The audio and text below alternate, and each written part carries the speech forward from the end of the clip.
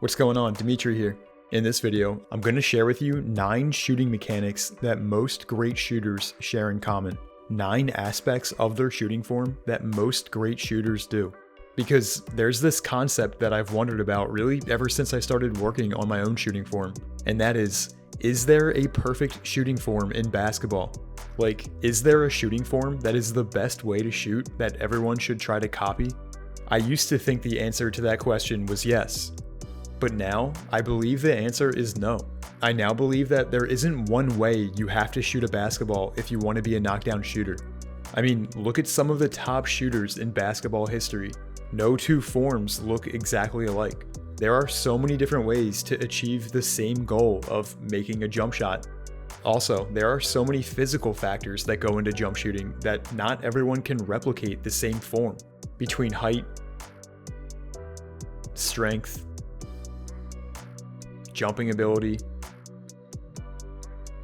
flexibility, to name a few, we are all not capable of shooting the same way. So it's really about finding the best shooting form for you, not trying to copy one form that is supposedly the best.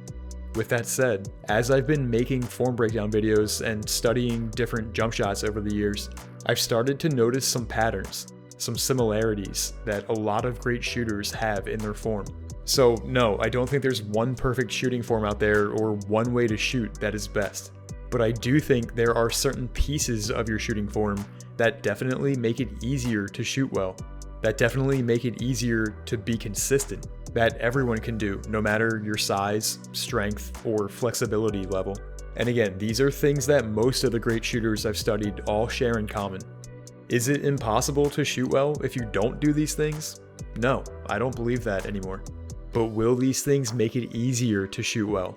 I believe so. Okay, let's dive in. Here are 9 things that most great shooters share in common. Number 1, most great shooters do not point their feet directly towards the basket. Instead, they angle them towards the left or the right. Right-handed shooters point their feet to the left. Left-handed shooters point their feet to the right. The other part of this is putting the dominant foot slightly ahead of the other one. By pointing your feet diagonally and staggering them like this puts the shooting side of your body more in line with the basket, creating a straight line from your feet up through your legs to your shooting elbow and shoulder, and putting that in line with the basket. Doing this makes it much easier to shoot the ball straight. Okay, second thing, in terms of hand placement on the basketball, most great shooters place their shooting hand in the middle of the ball with their hand spread wide and their guide hand over to the side of the ball. Shooting hand in the middle of the ball is going to put you a forward wrist snap away from shooting the ball straight when you reach your release point. You can put your shooting hand to the side if you want, but now you're shooting like you did when you were a little kid. Guide hand to the side helps you stabilize the ball and puts you at the lowest possible risk for guide hand interference on your release. Again, not impossible to put your guide hand in other places, but not as easy either. Number 3, dipping the ball to begin your shot. Most shooters have a small dip in their shot before they start raising the ball up to their set point. This dipping action is a momentum thing, and it's a rhythm thing. The downside to dipping is it's slightly slower than not dipping at all, which Klay Thompson started doing in certain scenarios where he needed to get his shot off quick. 4, shoulders parallel and shooting shoulder forward. What I mean by shoulders parallel is one shoulder is not dipped below the other. Most shooters raise both shoulders up together simultaneously, and they stay even with each other throughout the duration of their shot. The opposite of this is dipping one shoulder lower than the other. I used to do this big time. In fact, I still kind of have it a little bit. But when you dip one shoulder, usually your shooting shoulder, this can be an indication that you're leaning to one side more than the other. In other words, your balance might be off, which is exactly the case with my shot here. I've got a little lean going on here towards the right. Again, not impossible to shoot well like this, but yeah, not what most great shooters do. The second part of this is an extension of number 1, shooting shoulder forward. This comes as a byproduct of turning your feet, and like I mentioned with number 1, this puts your release more in line with the basket, making it easier to shoot straight. Number 5, Elbow facing your target. Most great shooters all have their shooting elbow facing their target on their shot. And to narrow that down even more, most shooters have their elbow facing their target by the time they reach their set point. Elbow facing your target helps you shoot the ball straight. And this goes beyond just shooting a basketball. It's a principle of any sort of motion where you're aiming at something. Darts, throwing a crumpled up piece of paper in the trash, any other games where you might need to aim. When your elbow faces your target, it is way easier to hit that target. Here's 2 examples of players who didn't point their elbow to the basket on their shot. Yeah. Number 6, removing the guide hand off the ball before release. Ideally, your guide hand is only there to stabilize the ball throughout your shot. If it gets involved with your release, it's going to be harder to be consistent. Most shooters get their guide hand off the ball and out of the way before their shooting wrist snaps forward. Now, there are plenty of different ways to remove the guide hand from the ball. Letting it fall away, snapping it back, snapping it forward, twisting it. But with all of these, the guide hand is not an active part of the shot. 7.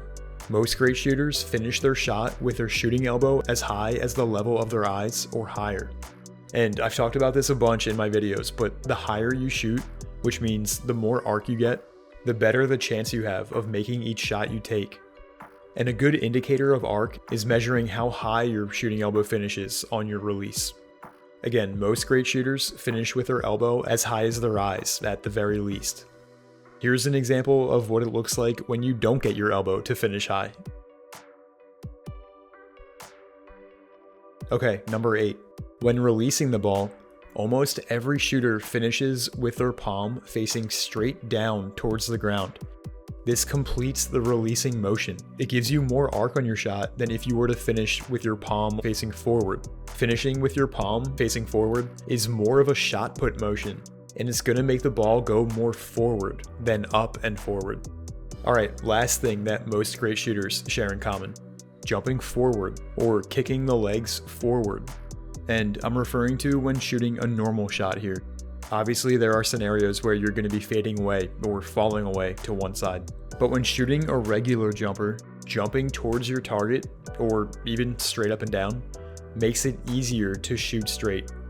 Jumping to either side affects the trajectory of your shot, and you'd have to compensate with your aim. Feet pointed diagonally and staggered, shooting hand in the middle of the ball, guide hand to the side, dipping the ball, shoulders parallel with the shooting shoulder forward, elbow facing your target, guide hand removed off the ball before release, shooting elbow finishing at your eye level or higher, shooting palm facing straight down on release, jumping or kicking the legs forward. These are 9 different pieces to the shooting form puzzle that most great shooters all do. Again, there isn't one shooting form that's perfect, but there are parts of shooting a basketball that most successful shooters all do. So if there's something here that you aren't currently doing with your shooting form, consider making the adjustment and see if that helps you improve your percentage and your consistency. Sometimes with shooting form, a tiny adjustment can make a massive difference. Alright, that's going to do it for this video. Thank you for watching, and I'll see you in the next one.